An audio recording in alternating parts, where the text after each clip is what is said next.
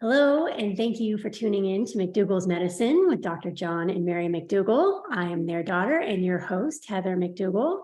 Tonight, just like every night, we're going to get to general questions. We have lots of them, so I know I won't get to all of them, but I'll do my best. So, hi, Mom and Dad, Dr. McDougall and Mary, nice to see you. How are you? Good to see you. Nice to be here again. I look forward to this 5 o'clock meeting because we get a chance to talk to people, and it's nice. So hopefully, if you folks have a lot of good questions, and me, I can't be quiet. So let me start out, Heather. We've been talking a lot about weight loss and the semaglutamides being the Wegovy and the. Do I have that right? Wegovy? That's close enough. And Ozempic. The shots that they give people. And we've also been talking about, well, for years I've been talking about how low carb diets, these keto diets, the Atkins kind of diets, the way they work is they make you sick. You go into ketosis, you get sick, you can't eat, you lose your appetite. And that's how they work, plain and simple. So they make you too ill to eat. Well, these diets were condemned by the American College of Cardiology's annual scientific session, together with the World Congress on Cardiology. And what they say is the keto diet may be associated with a higher risk of heart disease, according to new research. This is not new research. We've known this. I've known this since I've seen the diet. This is something that's going on. This just came out. Yeah, it came out. It was actually in CNN News just today. Okay. Anyway, it's old news. The low carbers, they have a big voice. Let's just say the meat industry certainly favors their message. And anyway, but We're making progress. Things are changing. Yeah, you brought that attention to me, Heather, and that's good. So the other thing is, and I was looking around. Here it is, right here.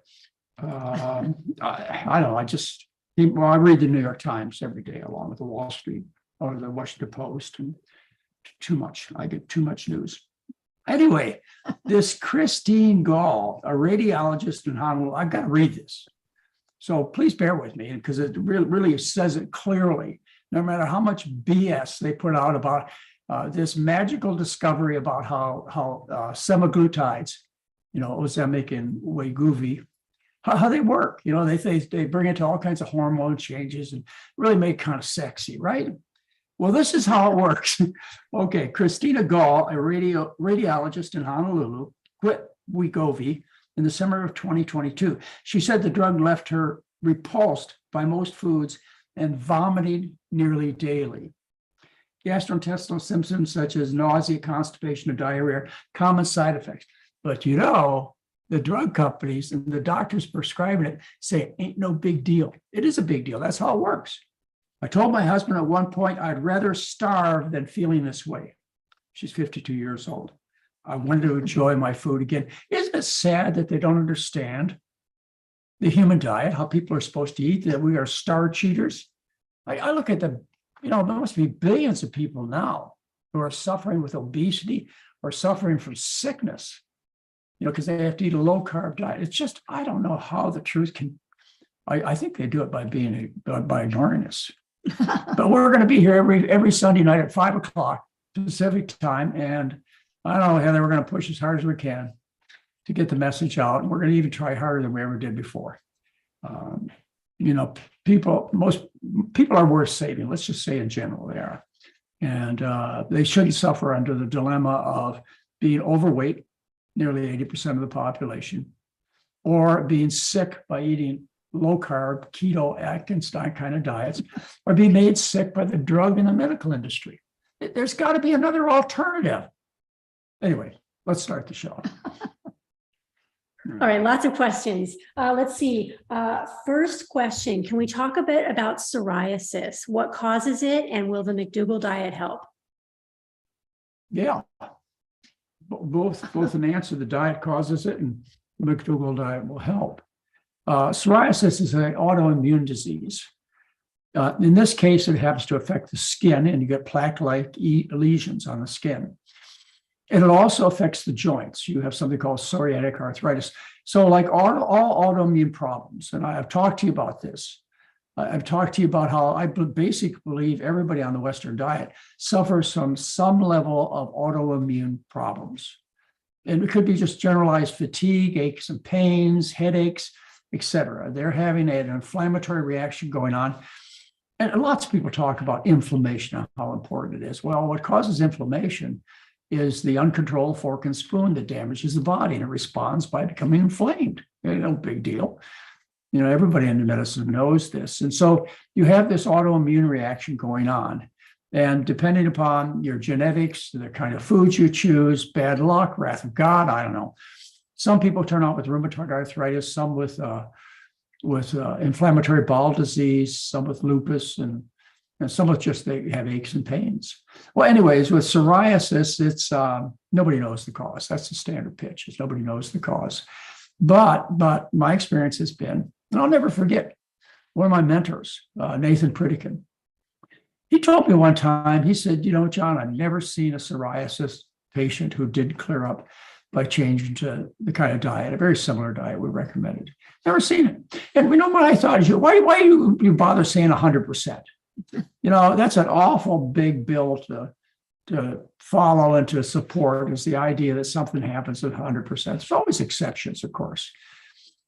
But you know what? To date, I've not seen a case of psoriasis that hasn't improved with a healthy diet. We have many cases, a few at least, on our website under Star McDougall's. People with psoriasis. I get letters every day from people who say, well, I changed my diet. How soon should you see improvements? Well, within about 4 to 7 days, some of the inflammation should stop in the skin. But you've got a lot of damage in the skin with these psoriatic lesions. So it's going to take a while. I'd give it 4 months. Remember, I give it 4 months for the healing process to take place. And then you might be left with scars from all that inflammation. So you may be left with reminders of your disease, but the acute part of the disease you should expect to start improving in about a week. And you should expect within 4 months that you'll stop having inflammatory lesions. You might have some residual left, but most of it will be scar tissue.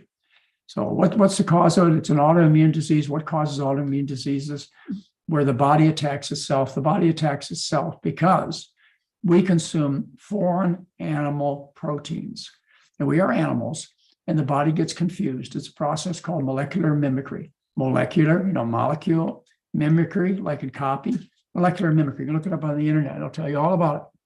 It's where something like a protein or a virus, et cetera, we call them antigens, gets into the body, and the body makes antibodies against this foreign protein antigen. Makes antibodies against antigens. Well, the problem here is the body gets confused because you have fed it similar antigens to antigens that appear in your body. For example, you fed it thyroid tissue, which can be foreign. It comes from the slaughterhouses, pig and cow thyroid glands. This is foreign animal. And that animal gets into your bloodstream, and the body makes antibodies to foreign thyroid glands. Well, you got a thyroid gland too. And what it does is end up attacking your own thyroid gland. I would have to make up a story, and it's okay, I'll do that. I don't mind. I'd have to make up a story to talk to you about psoriasis and how the skin of the animal induces a reaction that causes the body to attack the skin. And you end up with psoriatic lesions. Well, But if you didn't make up a story, what would it be? Well, the reason I have to make up a story is nobody studied it. Okay. They've studied rheumatoid arthritis. There's some work on lupus. There's work on multiple sclerosis. But, quite honestly, Mary, there's not a lot of money into connecting disease to food. In fact, it goes in the opposite direction. The food companies want to convince you that these foods are not harmful, they're healthy. They do everything they can. Why wouldn't they? They're businesses. Their job is to make the stockholders happy, not their customers. But there must be an awful lot of people that have this, because every night on TV, you see at least 2 or 3 ads. So to treat psoriasis. Yeah, to treat psoriasis. With So there this- must be a lot of people that have it With these with the same drugs that treat irritable bowel syndrome. Same kind of drugs. It's terrible. In fact, Mary laughs all the time. She says, "Oh, look, what would you name one of the drugs? Rinvoq. Rinvoq. Okay. And Skyrizi. Oh, yeah, that treats psoriasis and also treats inflammatory bowel disease. Why? Because they're both autoimmune diseases where the body attacks itself, causes inflammation. These are really strong immunosuppressant drugs. It's like aspirin's immunosuppressant, corticosteroids, prednisone's immunosuppressant. Well, they got a whole line of what we call biologics, which suppress the immune system in a very powerful way. Of course, they think it's so wonderful that they'll charge you. They'll charge you just for the drug. They'll charge you between $30,000 and $70,000 a year just for the drug. And you wonder why there's a stimulus to lie? They start what I like to see them do. They ought to start on every commercial. By law, we need to inform you. The Surgeon General says we need to tell you the truth first. What we want to tell you is that these inflammatory diseases, inflammatory bowel disease, ulcerative colitis, Crohn's, multiple sclerosis, Hashimoto's thyroiditis, rheumatoid arthritis, lupus, psoriatic arthritis, these are all caused by what you eat. Now, if you don't want to change your diet, then we have the option of suppressing your immune system with powerful drugs. I mean, that's truth in advertising. That's what the public deserves. Well, and they also deserve to know what happens when the immune system is suppressed. Yeah, you die. You get Well, cancers. you don't die Well, right away. No, and a lot of people don't die. They've got it down to a small killing effect. But they'll tell you in the 90 seconds that follow the people dancing around in the garden, just having a great old time, just really fun. Associate that with the drug. They want in your mind the idea that your life is going to be so much better. You can be a really happy person. So for 30 seconds, they advertise their drug, and then they show you all these beautiful people having beautiful times. And by the way, they're all thin in these advertisements. And then the next 90 seconds, they say, oh, and by the way, if you have tuberculosis, you're likely to die. It'll give you cancer. It goes on and on and on. Listen to the last 90 seconds of the commercial. Anyway, I think we deserve the first at least 15 seconds before they get into their pitch about the drugs and before they get into the 90 seconds, which they believe will keep them from losing a lawsuit. We told you. Your wife died, but we told you. Or anyway, that's. Can you imagine? That'd be great. It So- would be, wouldn't it? It's an autoimmune disease. You don't believe me? Watch the commercials. Watch, we watch cable news network a lot. Watch the commercials and watch them tell you to buy their drug, which suppresses the immune system for this autoimmune disease called psoriasis, or inflammatory bowel disease, ulcerative colitis, Crohn's, or rheumatoid arthritis. It's on and on and on. They tell you what causes it. It's the body attacks itself. It's an autoimmune disease. Why did the body attack itself? Well, because you're an animal. You feed yourself animals, which is not your diet. And these animals go floating around your blood. And the body says, that's a virus, that's a bacteria. I'm going to attack it. Oh, and by the way, I see tissues very similar to the cows and pigs that you ate. It's not just limited to cows and pigs. It's, it's cow secretions like milk and cheese. Anyway, it's a sad situation. It's so unfair. But maybe, hey, listen, I'm optimistic. Yeah, I've told you. I hope you can see the sincerity in my expression, and you can hear it in my voice. Over the next few years, we're going to have a change in the world where the truth is going to get out there. The liars, polluters, and liars, polluters, and they're just, Just keep it to liars and polluters. cheaters, liars, polluters, cheaters. I wanted a cheater. The liars and polluters and cheaters are going to get caught. Well, why? Because we have communication that's unprecedented. And back when, anyway, we don't need to get into that. Anyway, we have 86% of people have access to some type of device that allows them to communicate with the world: an iPhone, iPad, computer, etc. So it's a different world, ladies and gentlemen, and the truth is going to get out. We're going to catch the liars, cheaters, and polluters. I look forward to it. Okay, next question. This is from George. He says, I'm following your diet and my doctor said my diet could have caused elevated liver enzymes on my recent metabolic blood profile. Is this possible? Absolutely nonsense. Complete. What they're talking about is fatty liver disease Oh, okay. or non-alcoholic steatorrhea. It's where the liver gets inflamed with fat. Now, what would you think inflames the liver with fat? What would you think when you look at a liver? You know, it's got all these fat globules all over and in it, and microscopically, it's just full of fat. What do you think Where we're did doing? it come from? Where would that fat come from? Huh? Since carbohydrate is not turned into fat readily, we're very poor at that. Human beings are terrible at de novo lipogenesis, it's called. Where do you think that fat comes from? It comes from its original source, which is, of course, vegetable oils and animal fats and cows and pigs and steaks and ham and so on. Anyway, that's how you get fatty infiltration of the liver. It's becoming an epidemic, which parallels the epidemic of obesity and overweight in our society. You got fat under your skin, you got fat in your buttocks, your thighs, your abdomen. Well, you know what? It just doesn't selectively pick those parts of the body. You stuff fat around in your lungs, in your heart, in your muscles, and in your liver. And your liver enzymes go up because it causes inflammation. So anyway, all I have to say is your doctor got the same education that basically every other doctor gets about diet therapy, about nutrition and health. None. Zero. What they're taught is how to prescribe drugs.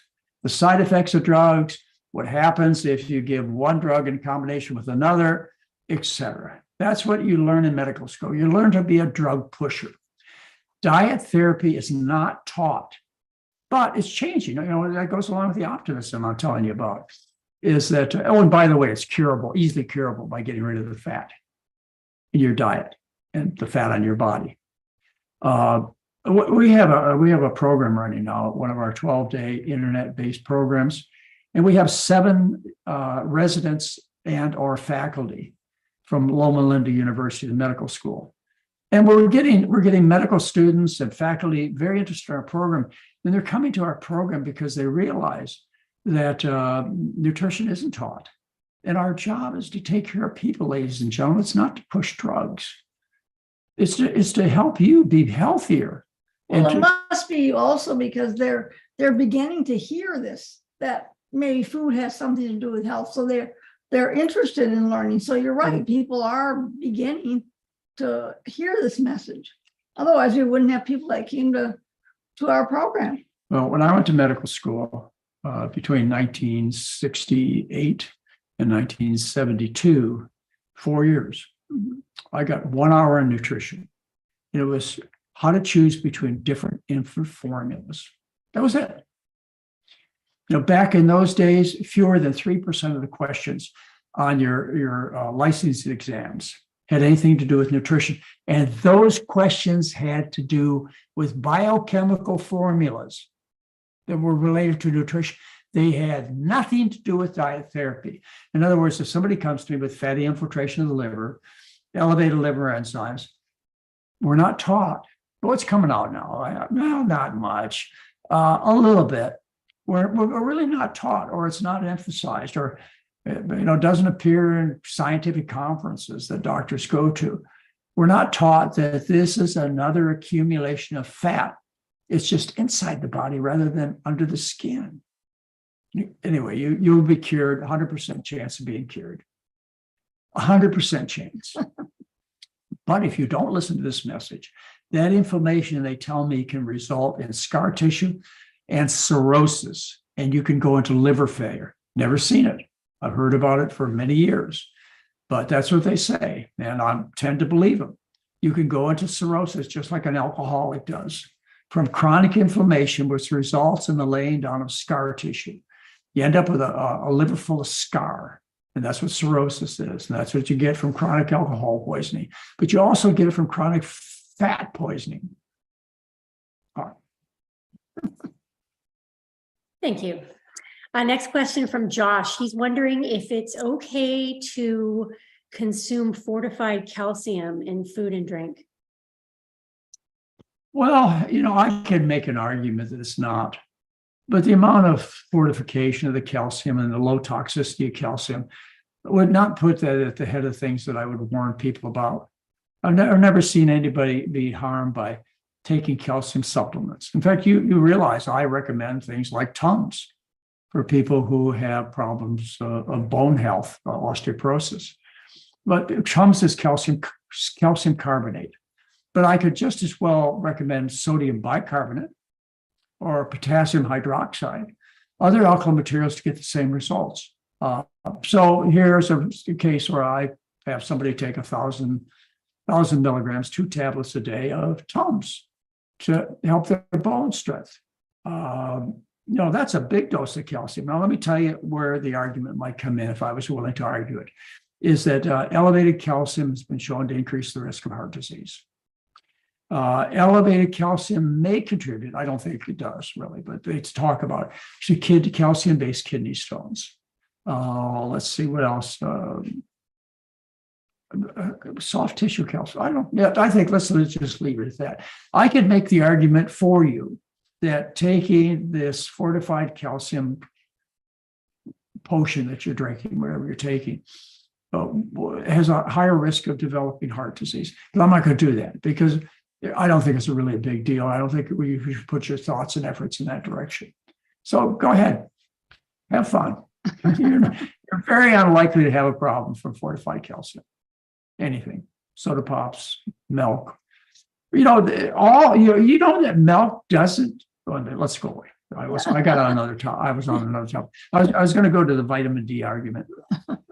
Milk doesn't have vitamin D. The way they get it in vitamin D is they squirt it with vitamin D. They load it with, they add it, they supplement it, they fortify it with vitamin D, and that's how. Well, there are a lot of products that they're fortified with calcium also. And vitamin D. Yeah. They kind of go along together because we're all associated with drinking milk. That's how you get your vitamin D. That's because what we've learned. And we've learned that because industry started doing that maybe 50, 60 years ago. Started putting vitamin D in the milk as a vehicle to load you up on a toxic vitamin, which increases your risk of fractures. You haven't heard that lecture, have you? Well, it's probably somewhere on the website or on YouTube, I'm sure. Or you can look it up.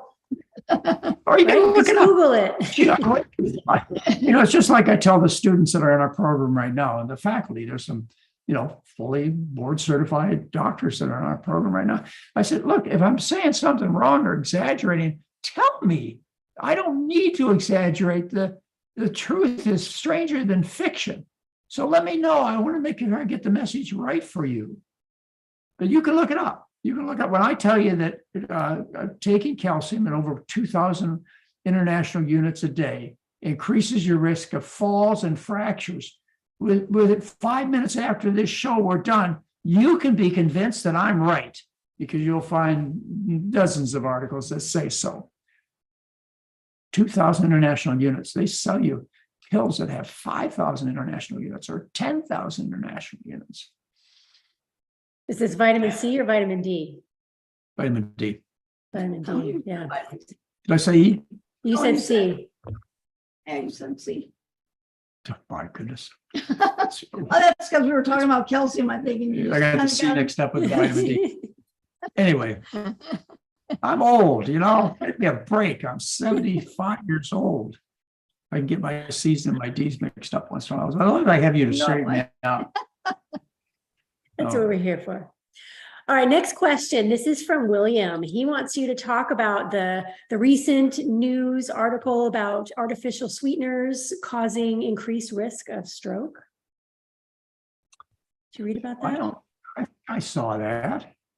Yeah, okay. Yes, I did see that. And it's one particular type of artificial sweetener. Erythritol? Yeah, it starts with an E. I got it right. Yeah. Starts with an E. Yeah. Erythritol. And I don't know. I don't know. I mean, a lot of things are figured out by association. There's so many confounding factors when it comes to the association, like in this case, strokes and artificial sweetener. Well, who is into the artificial sweetener market? Who does that? Who eats Diet Coke? Who eats these artificial sweeteners? It's the people who eat the rich Western diet. They go to McDonald's or Burger King, and what do they order? What do they order? You know, they get a double cheeseburger. They always get a diet drink, and almost always they're overweight. I mean, you have an 8 out of 10 chance they're going to be overweight just based on the statistics of the society. So that's what you see. You see some overweight or obese person going through the line, ordering the food that gives you strokes. And by the way, they've got a drink that had an artificial sweetener in it. So, you know, that's what's called confounding. In other words, it's just an association. So I don't know what it's going to turn out. I don't know of any mechanism that involves this particular sweetener, erythritol. Got it right? I think so. Close. Well, All right. I don't know. I don't, this is I read it in the paper last week, like you did. I don't know if there's any animal research that shows that supports it, or any population research. I'm sure there are no human studies that show it. They're based upon population studies. And in this kind of study, you've got to be careful of confounding factors. But it's very attention grabbing, so they put it in the newspaper so everybody will read it. And besides that, they don't have to give up their cheeseburgers and pepperoni pizzas. They They just just got to have be to careful. You'll be careful of that diet drink now. Come on now. You can always order water or the full strength Coke. Yeah. You know, it's easy. Oh, I can do that. I can do this. I can take and change from diet cola to regular cola. I could even order a glass of water if that's all there is to it. No, ladies and gentlemen, it's the animal products that are killing you, and the free oils, they are killing you. Thank you. Okay, next question. This is from Elizabeth. She recently declined a routine mammogram because of videos she's watched by you and Peter Gertzky. But then the medical office encouraged her to get an ultrasound if she's scared of the radiation. So what are your thoughts on ultrasound screening? It does not in any way reduce the risk of a woman dying of breast cancer, period. Okay? Or even a breast cancer, much less dying overall, which is important. So, you know, you're talking about a less sensitive, less crude test using an ultrasound comparing to radiation from a mammogram. So what they're assuming is that the reason she doesn't want to get a mammogram is because of the radiation. Yeah. And what she's really saying is, I don't want to get a mammogram because they're not recommended. Because they're useless. Yeah. Because they're dangerous. Peter Gertzky, you may have heard the interview. If you haven't, look it up on the website. An interview I did the former head of the Cochrane collaboration, one of the most respected scientists in the world, medical doctors, Peter Gertzky. Look it up. Look up the interview. Yeah, they'll probably put it in there. It's a place in the chat. Look, this is the world expert on mammograms. He'll tell you. And once you get in the business, then you have the problem of being overdiagnosed. All right. The statistics are this: for every 2,000 mammograms, you might save one life. But in the process, you'll end up overdiagnosis somewhere between 20 and 50 women. Overdiagnosis means you're told you have breast cancer, and this is a problem, whatever they detected, that would never threaten your life. You'd have never known it if you hadn't been looking for it. Okay. So as many as 50 women out of that 2,000 are overdiagnosed. Now you can't get life insurance. You can't get health insurance. You can't get that job you wanted. Every time your friends see you, they go, "Oh, breast cancer. Oh, hi, Mary." Or prostate cancer. "Hi, George." By the time you can find a tumor big enough for an ultrasound to see it, it's 1 centimeter in size, which is the size of an eraser of a pencil. It's been growing for 10 years. Well, probably longer than that. Mammograms, it's been growing for 14 to 17 years. But on average, it's 10 years old by the time tumors are found. At that time, it consists of 1 billion cells. It's already spread. These early detection tests are nonsense. They're late detection. 2/3 of the disease has already occurred before the doctor or the patient know about it. And then you're subjected to all further tests and treatments. They amputate your breast or make a big hole in your chest. Then they radiate you, which doubles your risk of dying of heart disease if the radiation is on the left side. Give you a leathery breast after the radiation. They give you chemotherapy, which kills your ovaries, which is the only way it works. Doesn't kill the cancer cells, it kills the ovaries. So you have a decrease in estrogens, which causes you to live longer. We've talked about that. Ladies and gentlemen, don't get in this business of early detection. Now, I want to make a distinction here because you've given me the opportunity, because it's come up a lot. I say the same things about colonoscopy, which, by the way, the Canadian Task Force on Preventive Medicine tells the Canadian citizens to not get a colonoscopy for screening. And almost all European countries do not recommend a colonoscopy for screening. And I do a whole lecture on this, but that's for screening. That's for taking healthy people and going into their homes and catching them and finding disease on them. It's called disease mongering. It's turning people into patients. It's not diagnostic, okay? Like a lady wrote me this week and talked about how she was having bleeding in her stool.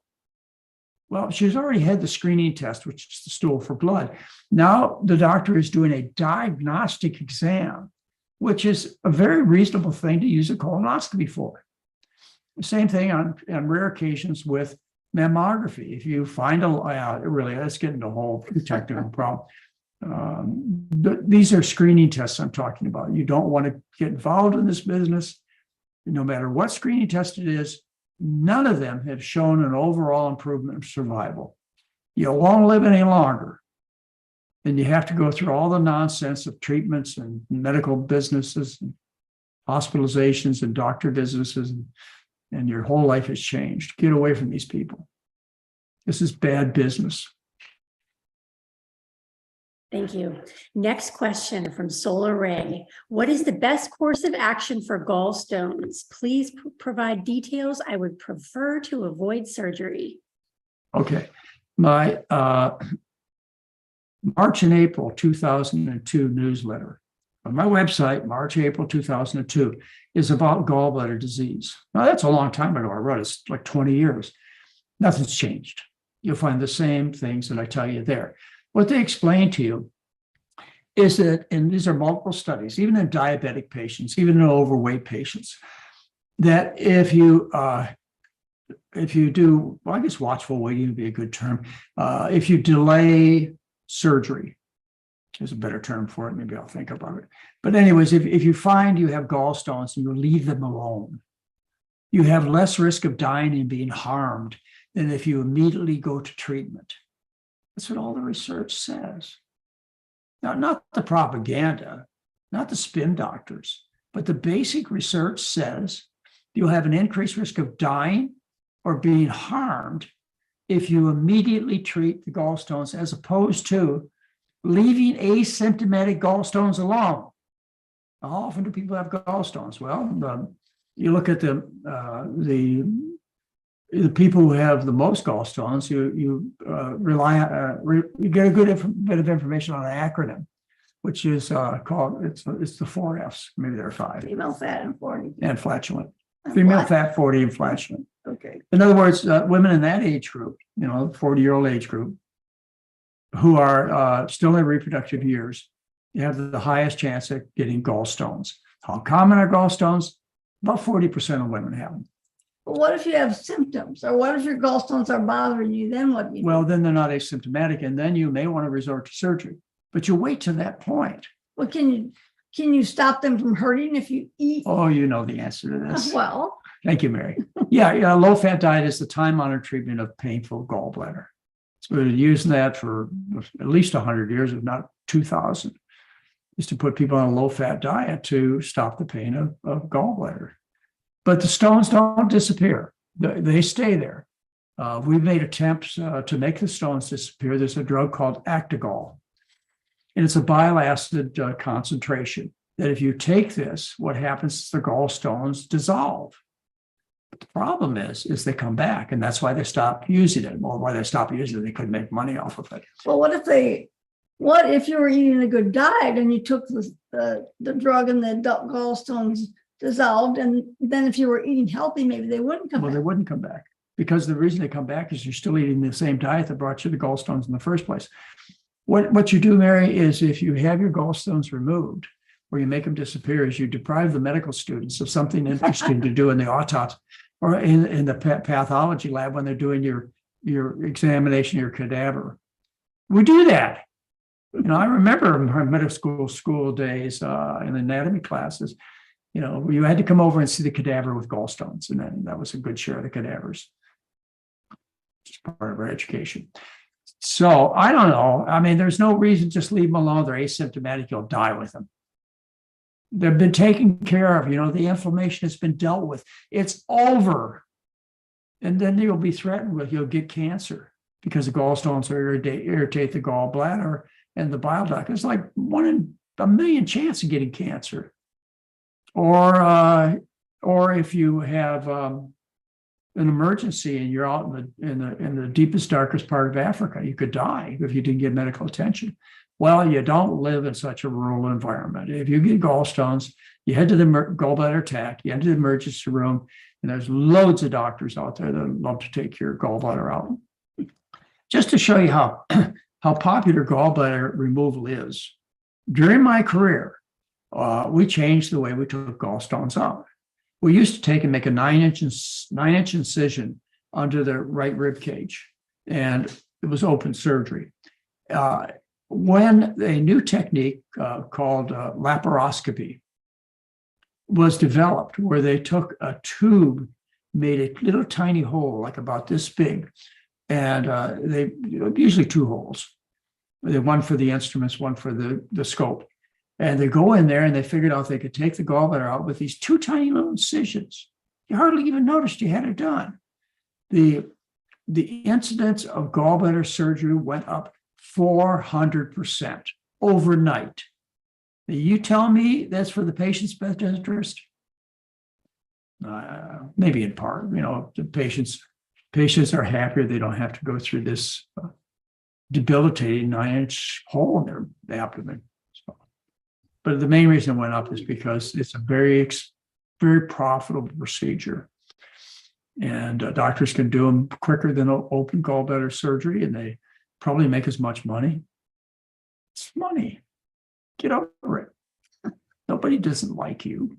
This is not a conspiracy. It's just money. Thank you. Next question. This is from Jill. She's following the maximum weight loss program, but is a little discouraged at the slow weight loss. She has other great things happening, but is wondering if there's some tips or tricks that she can be doing to speed up that weight loss. What would you say, Mary? Oh, probably eat more simply. That's a good suggestion. Just choose a few things instead of having a wide variety of foods that are on the maximum weight loss program. Just stick to a few. It's called Mary's Mini. Yeah, Mary's Mini. Just because it's boring. You eat less food when you're eating the same thing over and over and over again. And you lose weight faster. We have a section. Unfortunately for me, in a sense, I never wanted to be a weight loss doctor. I'm a board certified internist who really loves taking care of sick people. The sicker you are, the happier I am, because the better you get when you apply the type of philosophy that I have. So what happened is in about 1984, it got overwhelming with people saying to me, oh, we want you to do a weight loss book. So finally I gave in. I wrote the McDougall program for maximum weight loss. Never wanted to do it, folks. Never wanted to be a diet doctor. But what followed from that was the maximum weight loss program to show you how to lose weight as fast as possible, which basically is to eat more non-starchy green and yellow vegetables and fewer refined products like breads and bagels. Keep your fruits at, say, 1 or 2 a day or fewer, and don't eat dried fruits, and certainly don't eat nuts, seeds, and avocados, which are full of fat. That's the maximum weight loss program. And then we still got demands like this person is asking right now. How do I push the maximum weight loss program even further? Well, we developed the Mary's Mini. We did 2 newsletters on it. They're on our website. Look up Mary's Mini Diet. And, we did it as just to kind of answer, I want a diet. I want a diet. Go show me something I can go on for a few days and lose 20 pounds. That's what I want. Not something for a lifetime. So I never have to deal with low carb diets or semaglutides, or I don't want to do that. I want to get trimmed, look good in the summer in my bathing suit. I don't care what happens after that. Give me a diet. So we gave you a diet. So that's what you do. Little exercise wouldn't hurt either. Exercise burns calories. Well, I think you also have to caution people that, you're not going to lose 5 pounds a day. Oh. People, have unrealistic 2 expectations. pounds a week is what's considered by most obesity experts. 2 pounds a week. Okay, that's 8 pounds a month. That's the lower number I offer people for losing weight. Is you lose between 8 and 16 pounds a month, depending on how big you started out when you started the program. Depends upon how stringent you are with the program. Depends upon how much exercise you get. So, I thought you were going to ask me about the person, because you brought this up during our bizarre diet lecture last week. Yeah, I thought you were going to ask me about the person who claims they follow the maximum weight loss program, the McDougall diet, and they don't lose weight. And my initial response is, that probably doesn't happen.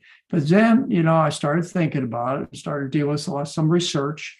We're going to talk about this tomorrow morning at 10 o'clock Pacific time on Chef AJ's channel. So you want to get the whole lecture, you get it tomorrow. What I started studying was hunger. I really wanted to find out what hunger was all about.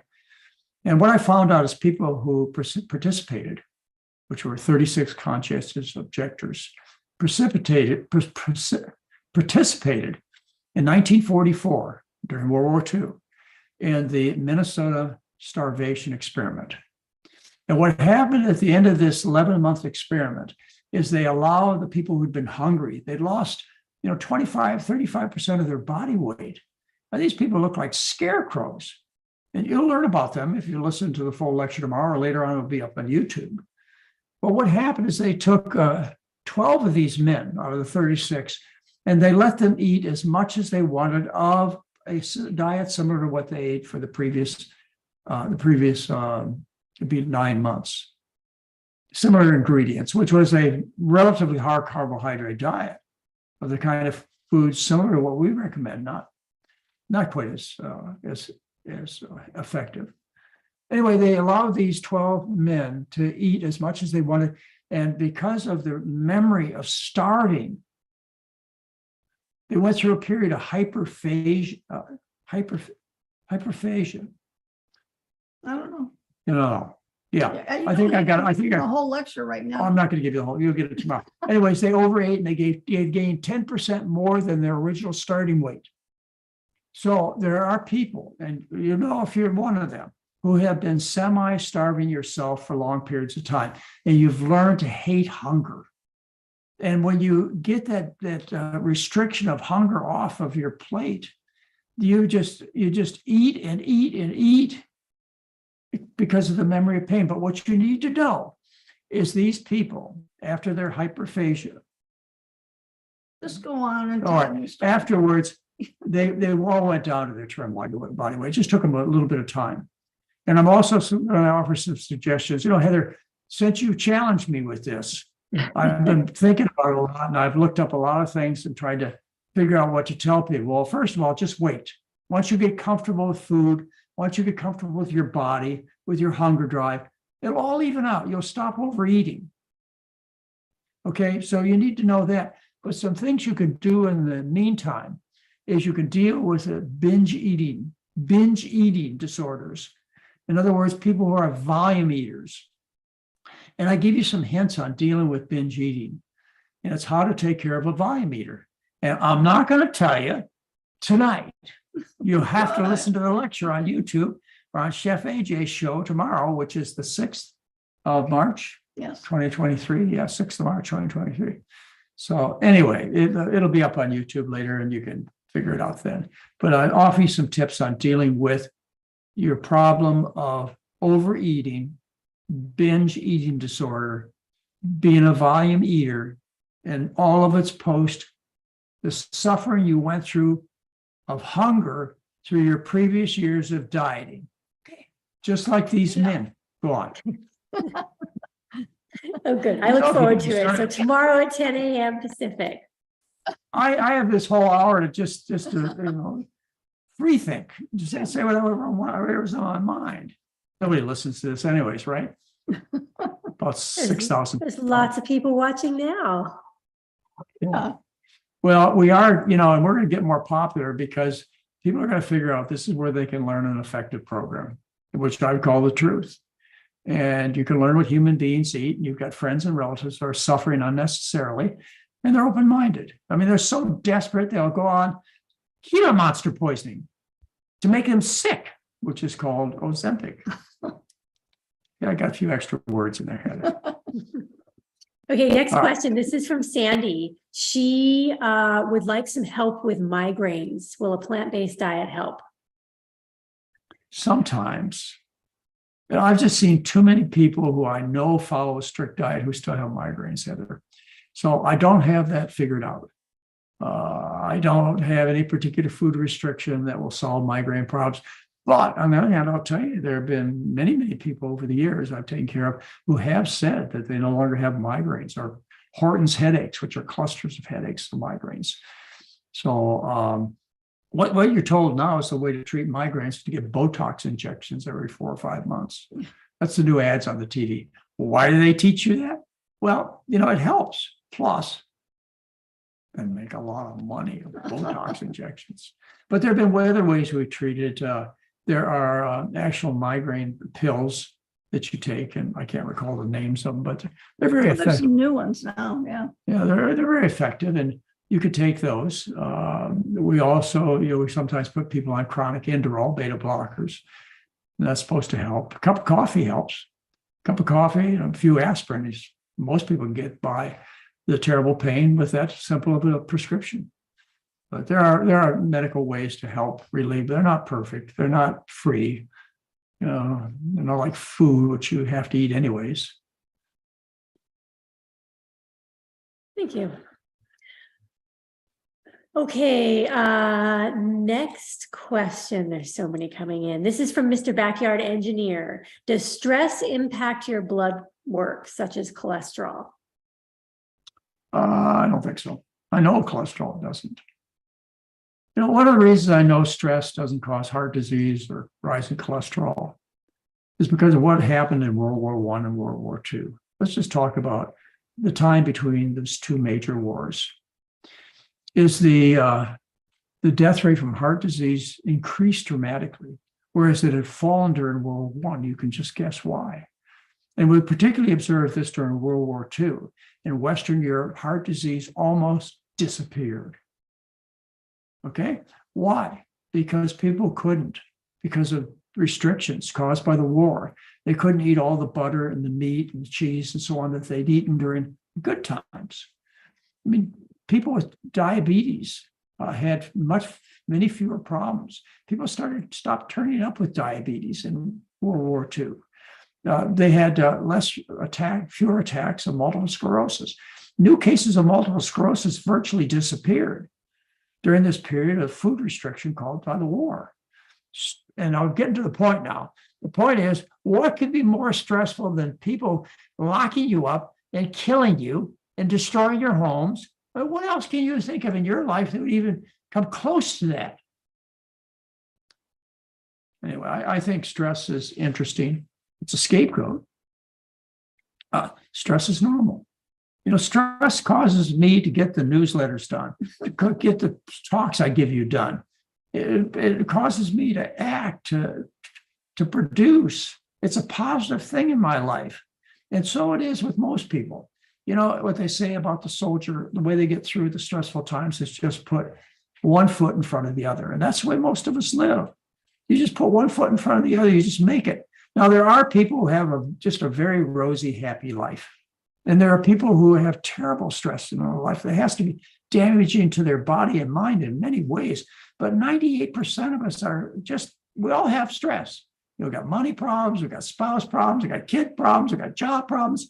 It's a normal part of life. Get over it. Stop blaming your diseases on something that's normal, that people have always had. As a doctor, I have a chance to ask you some very personal things. You'll tell me anything. after all, I'm a doctor. It's better than being a priest. You'll tell me anything because you trust me. And so people have told me about their lives over the years, and I can tell you after seeing 12,000 people that were basically all the same. Life is difficult, but that doesn't mean the difficulties, which are normal and actually somewhat desirable in life, raises triglycerides or cholesterol, or gives you heart attacks or cancer. Just nonsense. Thank you. You want me Next to go on? quote. Well, I know you could, but we've only got 10 minutes left. And I've got on in words now. All right. I've got 50 questions I'm not going to get to. All Okay. right. Well, we'll be here every Sunday night at 5 o'clock Pacific time. Yep. Lots of chances to check in with us. Okay, this question is from Sandra. What are your thoughts on Lugol's iodine to heal ovarian cysts? I've never heard of Lugol's solution. I pronounce it. Sorry. Okay. That's all right. I learned it. It's iodine. It's an iodine solution. And it was a way of giving iodine when people were iodine deficient and developed goiters. Goiters swelling of the neck with the thyroid gland. Back in the 1920s, about 20% of people had obvious swellings in their neck called goiters. This is a problem, a serious problem. It causes problems with your mentation, thinking, learning, but it's due to iodine deficiency, eating foods that have been grown in a local environment, so that they ate food that it was grown in ground that was iodine deficient. People get that anymore? Lugol's? No. Oh, yeah. Goiters? Well, I've seen a few. Okay. I've seen a few. I mean, What about cysts and It'd be iodine? really fun to think about it, getting goiters since, we have iodine salt. I've heard about it. Yeah, I heard about it in nursing school, but I don't think I ever saw anybody with it. Well, I probably have to go back to my medical training to show you a case of goiter that I've seen. But 20% of the population had swellings in their neck in the 1920s. And goiter belts, for sure, like in Michigan and Minnesota, these are goiter belts. And is that the only thing you use the Lugol solution for? Well, that's probably to replace the iodine. Lugol's is just iodine. I remember learning about that too. Yeah. But Well, that's what, now we give iodized Morton salt, yeah, which is a, sort of a Lugol's powder. Salt. That's all it is. Just iodine. But connecting it to ovarian cancer, I don't know about such a connection. And the first thing I think about is this was some kind of confounding issue. Ovarian cancer is due to what most solid tumors are due to. That is being poisoned by environmental chemicals and eating a diet that encourages the growth of cancer, which is the Western diet. But it's these pollutants in the environment that have caused this epidemic of cancer. Now, it doesn't mean that they didn't have cancers back in Roman times 3,000 years ago, but they were rare. And they occurred among the rich, the royalty. But, this is a modern disease where one out of 7 men and half the population of women, lost statistics for me to remember, but develop sometime in their lifetime a major organ cancer. Half of them. really. Yeah, and your chance of getting breast cancer. Anyway, I'm getting confused in my statistics. Let's just forget it. But anyway, and then you eat a diet that encourages the growth of the tumors and suppresses your immune system and allows the tumors to grow. That's basically what it is. I don't think. I think you have to have the chemicals from the environment, from manufacturing industry, from the agricultural industry. These are the things that set you up for cancer. Okay, thank you. Can you, let's see, this next question is from, probably going to butcher this pronunciation, but can you please tell me if your diet can help with Chiari malformation? Keloid? How about keloid? Chiari. H-I-A-R-I. You have to look it up. All right. But I probably know about it. It's just buried in years of other information. I don't know. Well, let's see what kind of disease it is. I'll tell you whether there's any chance. C-H-R-A-R-I. Chari. CHIARI. CHI. Malformation. C-H-I-A-R-I. Okay. Oh, yeah, here we go. Brain tissue extends into the spinal canal present at birth. I doubt it, unless it's the mother's diet. It occurs when part of the skull is abnormally small or misshapen. It could. Oh yeah. I mean, look. The health of the fetus depends upon what the mother eats. That's the only source of nutrition for this unborn child, is what mother eats. And so we find all kinds of problems related to the fetus from mother eating improperly. There used to be a time when women were told to diet during pregnancies. Well, the babies ended up too little. Now we live in a time where you're told to eat as much as you want when you're pregnant. Not only does mother end up overweight, 60, 80 pounds overweight, but the babies are overweight too. And as a result, they can't get out the normal exit. They can't get out the normal exit. The birth canal don't fit. And so we take them out through the top, called cesarean section. But malformations, let's see, folic acid deficiency is part of the cause of trisomy 21, which is mongolism. Okay, Down syndrome. I've got it right. Down syndrome, trisomy 21 deformity. It's caused by diet. It's caused by lack of folic acid. Where do you think folic acid comes from? Foliage. What does foliage mean? Plants. Anyway, you get it.